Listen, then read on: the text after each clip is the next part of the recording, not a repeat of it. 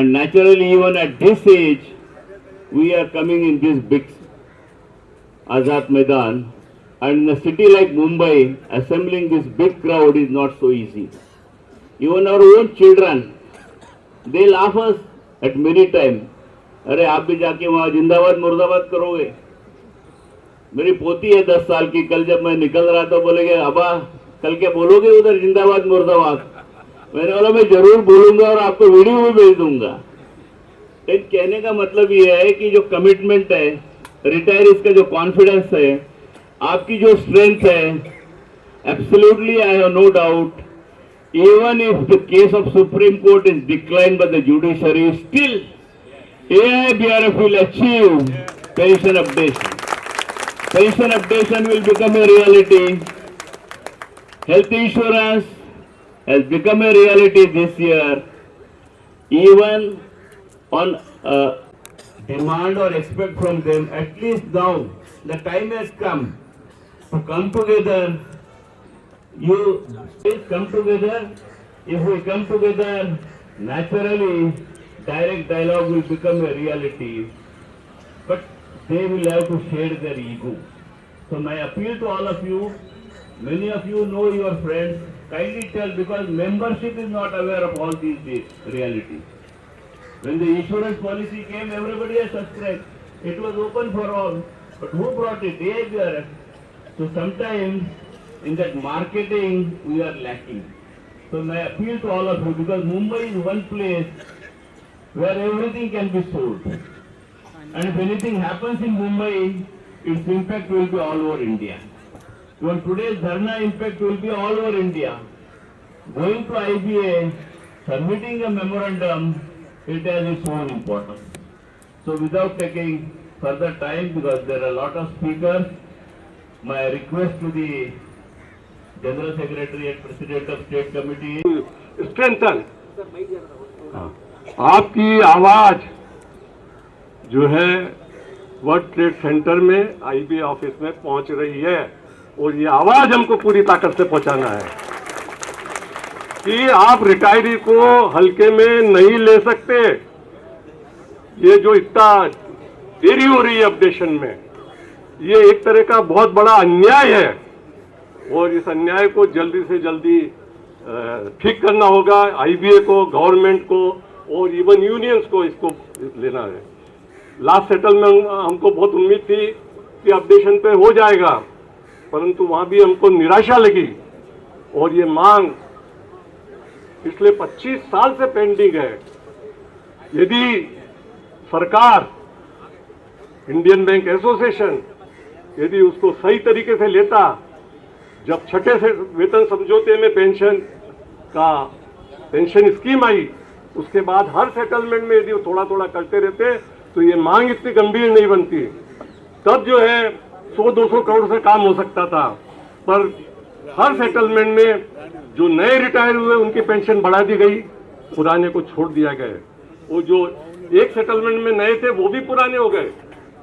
अच्छा, जैन साहब जी, पिछले 25-30 सालों से जो रिटायर्ड बैंक पेंशन रुकी हुई है, और सॉरी जो पेंशन मिल रही है उसमें बढ़ोतरी हो रही है, आखिर में मसला क्या है? सरकार मेरा नाम श्री जैन है, शरबत चंद जैन, और जो हमारी अखिल भारतीय संस्था है all India bank retiree federation, जिसके कि 3 लाख बैंक सेवानिवृत्त बैंक कर्मचारी मेंबर है, उसका मैं महासचिव हूँ। और हमारा सबसे बड़ा मुद्दा जो आज लंबित है, पेंडिंग है, वो है पेंशन अपडेशन। और हम पिछले 7 साल से इसके लिए आंदोलन कर रहे हैं। और ये अपडेशन का मामला ऐसा है कि 1995 में पेंशन स्कीम लागू हुई बैंकिंग इंडस्ट्री में, 1986 से बैक डेट से। उसमें उसके बाद 7 वेतन समझौते हुए, 5-5 साल के वेतन समझौते होते हैं। तो जो नए लोग होते हैं उनकी पेंशन बढ़ के मिलती है, नई बेसिक पे मिलती है, जबकि जो पुराने लोग हैं जो 86 के बाद रिटायर हुए उनकी पेंशन बहुत कम है। उस ज़माने में बेसिक पेंशन बहुत कम होती थी, जो एक समझिए कि क्लर्क है, उसकी बेसिक पेंशन उस टाइम 800 या 900 रुपये हुई। आज जो नया क्लर्क उसी कैटेगरी का रिटायर हो रहा है, उसको 25-26 हज़ार बेसिक पेंशन। तो एक बहुत बड़ा फर्क है। महंगाई, स्टैंडर्ड ऑफ लिविंग, टेक्नोलॉजी सबके लिए एक है। सबको बाजार में कोई सस्ता नहीं मिलता पुराने लोगों। तो ये बहुत बड़ी समस्या हो रही है। ये जीवन यापन से को अफेक्ट कर रही है। कोई लग्जरी नहीं चाहिए। सर, देश का जो बजट है 45 लाख करोड़ के आसपास है, थोड़ा आगे पीछे होगा। उसमें से 4 लाख करोड़ रुपया सरकार के पास पड़ा है, तो उसमें से कुछ यूटिलाइजेशन हो सकता है आपकी मांग? बिल्कुल हो सकता है। पेंशन फंड काफी बड़ा है, सब बैंकों का मिला के 3.5-4 लाख करोड़ पेंशन फंड है। और अभी आप देखिए उसका पिछले 15 साल का जितनी ब्याज की इनकम होती है, जितनी बैंक मिलाती है, उससे कम पेंशन होती है। अभी मुश्किल से हमारे को जो है 9,000 करोड़ की पेंशन होती है, सबकी मिला के, नए के पुराने की, जबकि उनको ब्याज की इनकम भी 14-15 हज़ार करोड़ है, 3 लाख। तो पैसा तो समस्या नहीं है, सरकार की नीयत चाहिए, बैंक के मैनेजमेंट की नीयत चाहिए।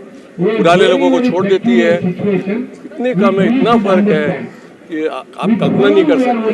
फाइनेंस मिनिस्टर है नलिनी सीतारमण, उनका क्या कहना है? उनसे भी बातचीत? फाइनेंस मिनिस्टर से हम 6 बार मिल चुके हैं, 6 बार मिल चुके हैं। हर बार वो आश्वासन देते हैं, मैडम देती है कि हम आपकी पेंशन अपडेट के बारे में देखेंगे।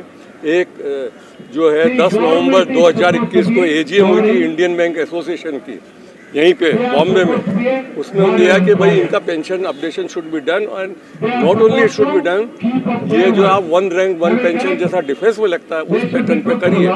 पर ब्यूरोक्रेसी में इतना उलझ जाता मामला कि वहाँ का वहाँ रहता है। पॉलिटिकल डिसीजन होने के बाद भी, राजनीतिक एक डिसीजन लेने के बाद भी वो अभी वहाँ का वहाँ पड़ा हुआ है। कहता पैसा नहीं है, आप कोर्ट में गए किसी न किसी कारण से। अभी बड़ी मुश्किल से पिछले वेतन समझौता जो कि अक्टूबर 2023 में हुआ, उसमें कुछ थोड़ा सा अमाउंट दिया है, 500,000 2,000 रुपये, जो कि अपर्याप्त है, अपर्याप्त। लगभग कितने बैंक कर्मचारी हैं जो रिटायर है और इसका लाभ ले रहे हैं? 7 लाख हमारे स्टेट बैंक को मिला के 7 लाख पेंशनर है बैंकिंग इंडस्ट्री में से, और उसमें से 80% प्रभावित है। 80% का अपडेशन होना चाहिए। पुराने वालों का ज़्यादा होना चाहिए, नए वाले का थोड़ा कम, पर वो भी 2-4 साल बाद उसी हालत में आ जाएंगे यदि ये पेंशन अपडेशन का फार्मूला नहीं लगाया। जो वेलफेयर के लिए लाया है, अब आज 100 रुपये 500 रुपये पेंशन में क्या वेलफेयर हो सकता है? आज के आंदोलन के बाद अगर सरकार ने ध्यान नहीं लिया तो हमारा आंदोलन चलेगा। हमारा अगला कदम है कि हम एमपी से मिलेंगे, पहले भी मिल चुके हैं, मेंबर ऑफ पार्लियामेंट से, पार्लियामेंट में सवाल उठाएंगे। वो जरूरी हुआ तो राजघाट पे हमारा जो है वो एक कंटिन्यूस रिले हंगर स्ट्राइक पे भी हम बैठे, हम चुप नहीं बैठने वाले हैं। और हमारी बहुत सी उपलब्धि आई है जब हमको करा, तो ये हमारा पूरा प्लान है। और यहाँ हम ये 13वां आंदोलन है सितंबर से। हमने दिल्ली में किया, जयपुर में किया, लखनऊ में किया, कलकत्ता में किया, पटना में किया, त्रिशूर में किया, हैदराबाद में किया, विजयवाड़ा में किया। तो हमारा चला। अच्छा, thank you. Dear press reporters, आज का ये जो धरना कार्यक्रम है हमारा, ये all India bank retirees federation और यूप्रो यानी united forum of bank retirees organisation की तरफ से है। ये धरना कार्यक्रम हमारी जायज़ एक मांग है कि उसमें आपको आज अपडेशन ऑफ पेंशन जो 30 साल से पेंडिंग है, वो इशू अभी तक इंडियन बैंक्स एसोसिएशन और डिपार्टमेंट ऑफ फाइनेंस सर्विसेज यानी गवर्नमेंट ऑफ इंडिया की तरफ से हमें अभी तक उसके सैंक्शन नहीं मिला है। उसके लिए हमारा ये धरना प्रोग्राम चल रहा है। देश भर में आज तक कम से कम 10 धरना प्रोग्राम हुए हैं बड़े बड़े शहरों में, और ये हमारी इतनी जायज़ मांग है कि सरकारी वेतन, कर्मचारियों की वेतन जो है, चाहे केंद्र सरकार हो चाहे राज्य सरकार हो, उनकी सबकी बढ़ोतरी होती है पेंशन की, लेकिन आज बैंक कर्मचारियों की वेतन जानबूझ के रुकाई गई है, प्रलंबित की गई है, ऐसा हमारा ये कहना है। उसके बाद में हमको डायलॉग करने की हमको सहमति नहीं है।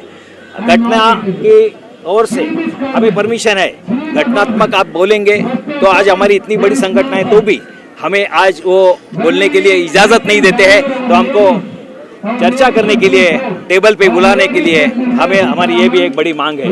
जीएसटी का भी इशू है हमारा कि जनता जो मेडिक्लेम के ऊपर जीएसटी आज लगाया जा रहा है 18%, वो भी कम होना चाहिए, ऐसे एक मांग है। ये हमारी प्रमुख मांग है कि इसके बारे में अपडेशन, ये हमारी मदर डिमांड है। आज के धरना प्रदर्शन के बाद इस लड़ाई को लेकर कहां तक जाएंगे? देखो, आज हम लोग इंडियन बैंक्स एसोसिएशन में जा रहे हैं। इंडियन बैंक्स एसोसिएशन में हम लोग आज चेयरमैन को मेमोरेंडम देंगे, और अगर ये मांग उनकी नहीं सुनते हैं तो हमें आगे की लड़ाई सोचनी पड़ेगी। उसके लिए हमारी 21 तारीख को फरवरी को हैदराबाद में सेंट्रल कमेटी मीटिंग हो रही है, उसमें हम लोग उस आगे का प्रोग्राम हम डिक्लेयर करेंगे। किन मुद्दों को लेकर धरना प्रदर्शन कर रहे हैं? किन मुद्दों को लेकर के धरना प्रदर्शन कर रहे हैं? क्या मांगे आपकी? देखिए, हमारा पेंशन रेगुलेशन 1993 में हुआ, 90 में से लागू हो गया। आज तक हमें अपडेशन नहीं मिला, जबकि गवर्नमेंट एम्प्लॉइज का और स्टेट गवर्नमेंट का हर 5 साल हर 10 साल के बाद में होता है। हमारे पास ये होता नहीं है, पहली बात। और हर 5 साल में एग्रीमेंट होता है, और वो एक अलग तरीके का होता है। हर 5 साल का एक अलग अलग आलैन बन रहा है। हमारी मांग इतनी है, वो तो तफावत रह गई 2-2.5% की हर बाइपार्ट में, उसको वही चाहिए और कुछ नहीं चाहिए, पहली बात। दूसरी बात, यहाँ पर समझो कि कोई टेररिस्ट होगा, कसाब या कोई दूसरा आदमी, उसको पूछी जाती है कि तेरी रजा क्या है। 28 साल से हमारा ऑर्गेनाइजेशन, सिर्फ हमारा AIBR 2,75,000 का है, लेकिन कभी हमको बुलाया नहीं कि आपकी रजा क्या है, आपको क्या डिमांड्स है। हमारा जो इंश्योरेंस है गवर्नमेंट ने दिया है, इनको भी इंश्योरेंस दे दो। एग्जिस्टिंग एम्प्लॉयज़ का किस्त बैंक भरती है और हमारा किस्त भरते हैं, उसके बावजूद हमको कहीं बुलाया नहीं जाता कि कौन सा वाला चाहिए, क्या किस्त होगा, क्या उसके कंडीशन, हमारे साथ कुछ बात नहीं करते। तो इसी यही डिमांड्स है हमारे। और हर साल हर 5 साल में जब भी बाइपार्टाइट होता है, एक अलग अलग आइलैंड होता है। जो 5वें वेतन के अंदर जो हमारा जो बाइपार्टाइट में था, और अभी 13वें में जनरल मैनेजर से ज़्यादा क्लार्क का पेंशन, यही हम निकालना चाहते हैं।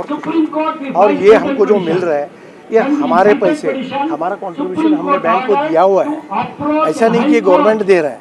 हमने 50% हमारा जो भी है उनको दे करके हम उसके बदले में मांग रहे हैं, और कुछ नहीं। और हमारे अब 1.5-2 लाख आदमी गुजर गए, उनके फैमिली को खाली 30% मिलता है। हम 50% मांगते हैं, वो भी नहीं मिलता है। तो हम कहाँ जाएं? अगर हम पॉलिटिक्स में गिर जाएंगे, अगर हम जुड़ जाएंगे अगर सीनियर सिटीजन फोरम के साथ, जिसकी तादाद 13 करोड़ है, तो ये वोट बैंक बन सकता है। हम गवर्नमेंट एम्प्लॉइज हैं, इसलिए हम इसको टालते हैं कि हमको कोई शिक्का नहीं चाहिए, एक पार्टी या वो पार्टी। हम जायज़ मांगे मांग रहे हैं, अगर नहीं देंगे तो एक बार वो भी नौबत आ जाएगी कि हम एक सिटीजन फोरम बना करके हमारा कैंडिडेट रखें। थैंक यू, आपने बुलाया, बात करने दिया। Thank you very much. इससे ज़्यादा तो कुछ है ही नहीं। Thank you.